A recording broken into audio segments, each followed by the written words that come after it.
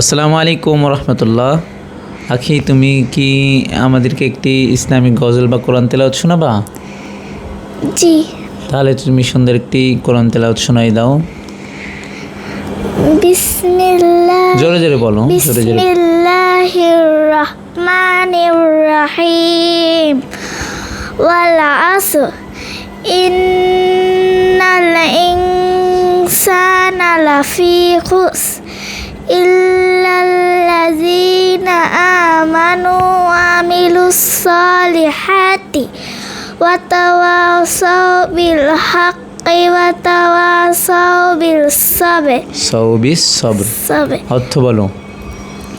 অর্থ জানি না। ওয়ালাস মানে কি? আল্লাহ বলছে সময়ের রব কসম, কসম সময়ের কসম দিচ্ছে না আল্লাহ। ইন্নাল ইনসানা লাফি, খুস আল্লাহ বলছে নিশ্চয়ই মানুষ ক্ষতির মধ্যে, ধোকার মধ্যে রয়েছে, তাই না? খুসর মানে ক্ষতিগ্রস্তের মধ্যে রয়েছে। ইল্লাল্লাযীনা আমানু ওয়া আমিলুস সলিহাত ওয়া তাওয়াসাউ বিল হক ওয়া তাওয়াসাউ বিস সাবে। আমানু, ইমানদারগণ, ওয়া আমিলুস সলিহাত কি করে?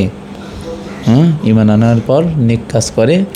সাউবিস সবর, সবরের মধ্যমায় আর কি? ওয়া তাওয়াসাউ বিল হক, হক এবং সবরের উপর, তাই না?